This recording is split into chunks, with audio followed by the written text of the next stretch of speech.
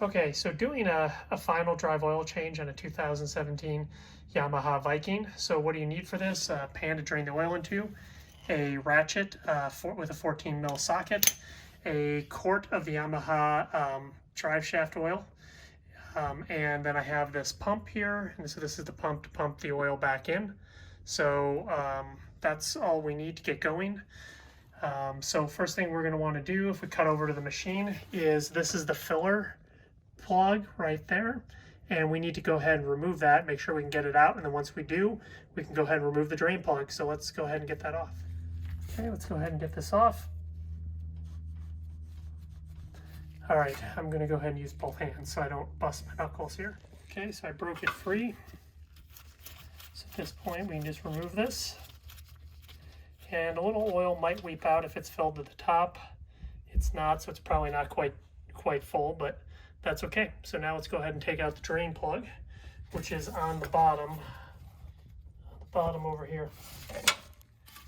Okay, I got my wrench on there, so let's see if I can free the plug. So I did.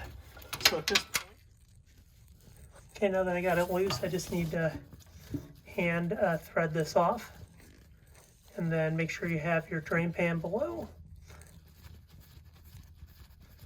And then the oil should spill out through that hole down in the drain pan. Oops, or not. See if I can use my hand to redirect the oil down.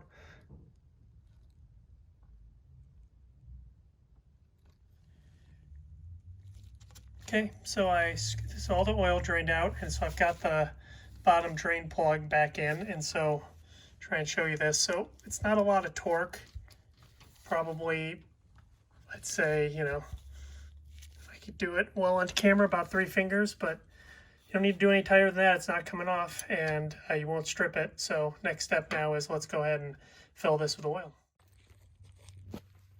Okay, so it's time to put the oil in. So put some shop towels down so that you can catch any oil that spills out. And then basically I've got my container here with my pump, so I'm just going to pump it in until a little bit, so you just occasionally as you're pumping stop and pull this out and look to see if oil is weeping out, because you want it level with the fill hole, and just keep doing that. I'll have to do it off camera because I need 2 hands so I don't make a giant mess, but yeah, just start pumping in the oil. You can also do this if you have a funnel that has kind of a flexible end to it, so you can fit it in there, but this is kind of the preferred tool for that. Okay, so basically I got it full. Let me get the camera a little closer so you can see that oil is weeping out. So I'm just going to let that weep out till, you know, there's no more coming out. And then I'll go ahead and put the filler cap back in. Okay, so at this point, I wipe this away. It's just barely a little bit of oil there weeping out, which is just fine. Some people will tell you that it shouldn't weep at all. That's, you know, you're not going to build up enough pressure with that little bit of difference in oil. So, oops, see if I can get this threaded. All right, so at this point, I threaded this back in. So you just want to tighten this up. And then you just want to tighten this on here. And then, you know, same thing, about 3 fingers. Don't have to put it on too tight. And that's it. So it's pretty quick and easy service. You can definitely save yourself some money by doing it yourself. As always, thank you for watching. Please like, subscribe, and comment below if you like my videos. Thank you. Bye.